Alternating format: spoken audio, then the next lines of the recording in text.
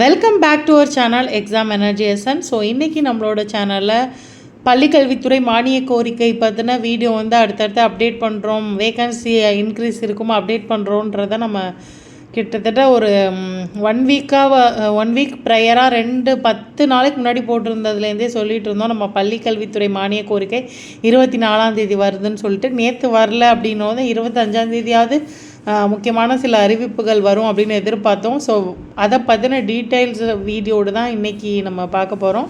So வீடியோக்குள்ளே போகிறதுக்கு முன்னாடி எக்ஸாம் எனர்ஜி சேனலுக்கு நீங்கள் நியூவாக இருந்தால் இது வரைக்கும் நம்ம சேனலை சப்ஸ்கிரைப் பண்ணிக்கல அப்படின்னா சப்ஸ்கிரைப் பண்ணி நோட்டிஃபிகேஷன் பெல் ஐக்கானை கிளிக் பண்ணிக்கோங்க. உங்களுக்கு தேவையான டிஆர்பி ரிலேட்டடான எல்லா விதமான தகவல்களும், study tips, study strategies and also study materials இது எல்லாமே உங்களுக்கு தேவையானது எல்லாமே நம்மளோட சேனல்லேருந்து கிடைக்கும்.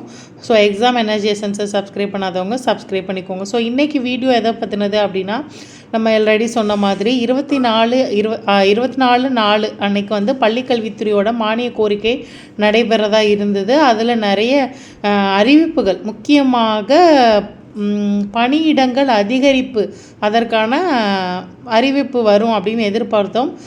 யூஜிடிஆர்பி அண்ட் எஸ்ஜிடி, அதாவது இடைநிலை ஆசிரியர் பணியிடம் அதிகரிப்பு மற்றும் பட்டதாரி ஆசிரியர்களுக்கான பணியிடம் அதிகரிப்பு, அதாவது நான் அவைலபிள் வேக்கன்சியை இன்க்ரீஸ், அதாவது அதை ஃபில் பண்ணுறதுக்கான ஒரு வழிமுறைகளோ இல்லை அதையும் ஒரு ஆடண்டமாக கொடுக்கறதுக்கானவோ, அதே மாதிரி எஸ்ஜிடி எக்ஸாமுக்கான ஒரு ஆடண்டமும் ஒரு அனௌன்ஸ் பண்ணி அதுக்கப்புறம் வெளியிடுவாங்க அப்படிங்கிறது உண்மையான எல்லாரோட எதிர்பார்ப்பும்.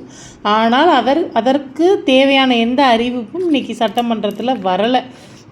ரொம்ப எதிர்பார்த்து நானுமே சொல்லியிருந்தோம், 2-3 தடவை சொல்லியிருந்தோம். அதில் நிறைய பேர் வந்து வாய்ப்பு இல்லை அப்படின்னு நீங்கள் கமெண்ட் பண்ணியிருந்தீங்க. பட் ஹோப், அதுதான் ஒரு நம்பிக்கையோட கண்டிப்பாக ஒரு 1000ஆவது இன்க்ரீஸ் ஆகும். யூஜிடிஆர்பிக்கு அந்த நான் அவைலபிள் வேக்கன்சிக்காவது ஃபில் ஆகிறதுக்கான இதாவது இருக்கும் அப்படிங்கிறது தான் எதிர்பார்ப்பு. ஸோ வரல.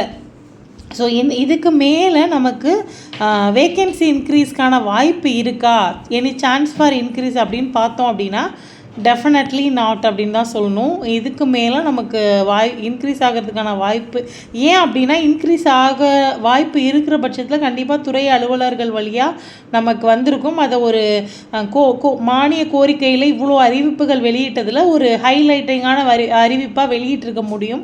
ஸோ அதில் சொல்லாததுனால நமக்கு ரொம்ப வாய்ப்பு பர்சன்டேஜ் ரொம்ப குறைஞ்சிருச்சு அப்படின்னு தான் சொல்லணும்.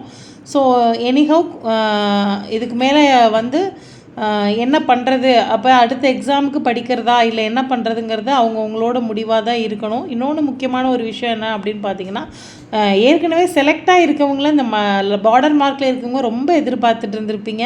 ஸோ இன்றைக்கி கூட நான் ஒரு இதில் வந்து ஒரு ஆடியோ கேட்டேன், ரொம்ப மனசு கஷ்டமாக இருந்துச்சு. அப்பாயின்மெண்ட் ப்ராசஸ் அப்படிங்கிறத பொறுத்த வரைக்கும் இந்த டெட்டு கேஸ் முடிவுக்கு வந்துருச்சு அப்படின்னா உடனடியாக வந்துடும். அப்படி எஸ்டிடியை பொறுத்த வரைக்கும் இந்த மைனாரிட்டி கேஸு மொத்தமாகவுமே உங்களுக்கு பிடி எஸ்ஜிடி ரெண்டுமே இந்த மே 1-2 வரக்கூடிய அந்த டெட்டு தேவையா, TET need for promotion or not அப்படிங்கிற அந்த கேஸ் முடிவுக்கு வந்துருச்சு அப்படின்னா எல்லா விதமான பணியிடங்கள், அதாவது அப்பாயின்மெண்ட், போஸ்டிங், அதுக்கடுத்து பார்த்திங்கன்னா ப்ரமோஷன், ட்ரான்ஸ்ஃபர் எல்லாமே ஒரு ரெகுலேஷனுக்கு வந்துடும். அதனால் அது வரைக்கும் நம்ம வந்து வெயிட் பண்ணுற மாதிரியான சூழல் தான் இருக்குது. அப்பாயின்மெண்ட் ப்ராசஸ் அப்படின்னு பார்த்தீங்கன்னா யூஜிடிஆர்பியை பொறுத்த வரைக்கும் ரிவைஸ்டு லிஸ்ட் வரைக்குமே வந்துருச்சு. அதனால் நம்ம அதில் வந்து இனிமேல் வந்து அவங்க கவுன்சிலிங்க்கான யூசர் டிபார்ட்மெண்ட்டுக்கு லிஸ்ட்டை ஃபார்வர்ட் பண்ணி கவுன்சிலிங்க்கான டேட் அனௌன்ஸ் பண்ணுறது ஒன்று தான் பாக்கி.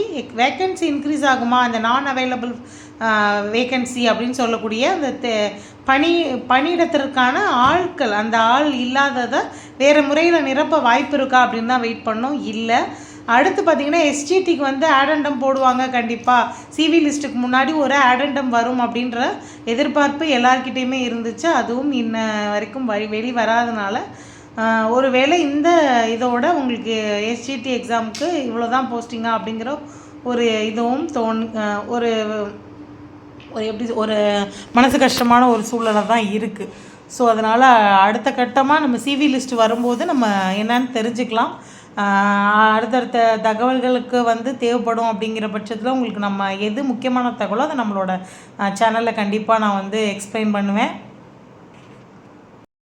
ஸோ தேங்க்யூ ஃபார் வாட்சிங் திஸ் வீடியோ. வேறு யாருக்காவது இந்த தகவல் தேவைப்பட்டால் ஷேர் பண்ணுங்கள். தேங்க்யூ.